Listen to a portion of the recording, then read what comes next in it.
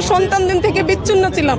শুধু এই স্বৈরাচার সরকারের নির্যাতনে আমি বাড়িতে যেতে পারতাম না। 17 বছর ধরে এই নির্বাচন পাইনি। এই যে তফসিল ঘোষণা একটা আনন্দ, বাংলাদেশে একটা জোয়ার, আনন্দের জোয়ার বয় তফসিল ঘোষণার পরে, এবং তফসিল ঘোষণাটা যে আজকে দিবে এটা আমরা আশাবাদী ছিলাম, কিন্তু যতক্ষণ পর্যন্ত না দিতে ততক্ষণ পর্যন্ত তো আমরা সাকসেস ছিলাম না। যাক, এখন তফসিল ঘোষণা দিয়েছে, ঈদের চাঁদের মতো লাগছে, ভালোই লাগছে।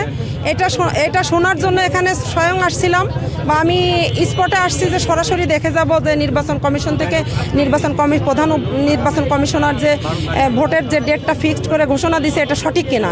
আমি বাসায় বসে এটা শুনে যে আমি বিশ্বাস করবো এটা না, আমি এর জায়গায় আসছি শুধু এই জন্যই। বাট আলহামদুলিল্লাহ এখানে আসার পর যখন জানতে পারলাম যে ঘোষণা দিয়ে উনি বের হয়ে গেছে, আলহামদুলিল্লাহ এই দিনটার অপেক্ষায় আমরা 17টি বছর ছিলাম ভাই। আমি একজন নির্যাতিত নেত্রী, আমি জেল খাটছি বারবার কাশিমপুর কারাগার থেকে, এবং শুধু তাই না, আমি আমার পরিবার থেকে বিচ্ছিন্ন ছিলাম, আমার সন্তানদের থেকে বিচ্ছিন্ন ছিলাম। শুধু এই স্বৈরাচার সরকারের নির্যাতনে আমি বাড়িতে যেতে পারতাম না। আমাকে হুমকি দেওয়া হতো, আমার সন্তানদেরকে মেরে ফেলার হুমকি দেওয়া হতো। আমি অনেকটাই নির্যাতিত, আমার নামে অনেকগুলো মামলা। তারপরেও আমাকে জুলাই আন্দোলনের সময় আমাকে সঠিকভাবে দেখে শুনে আমার উপর হামলা করা হয়েছিল, আমাকে অনেক পেটানো হয়েছিল। আমি অনেক দিন সরোয়ার্দী হসপিটালে ভর্তি ছিলাম। আমি একজন গেজেটভুক্ত যোদ্ধা। জীবনের সব আয়োজন এখানে একসাথে। আমি নির্যাতিত একজন কর্মী বিএনপির, যাকে এই দিনটার অপেক্ষায় ছিলাম যে নির্বাচনের একটা ঘোষণা দিলে, তফসিল ঘোষণা দিলে জনগণের ভোটের উপরে সে যে দলই আসুক, আমার এটা নিয়ে কোনো শোকতাপ নাই। জনগণ যাকে চাইবে সেই সরকার হবে। নির্বাচিত সরকার গঠনের পরে আমি মনে করি বাংলাদেশের উন্নয়নের কাজ অবশ্যই হবে। দুর্নীতিমুক্ত একটা বাংলাদেশ চাই আমরা, আমাদের আশা দুর্নীতিমুক্ত একটা বাংলাদেশ।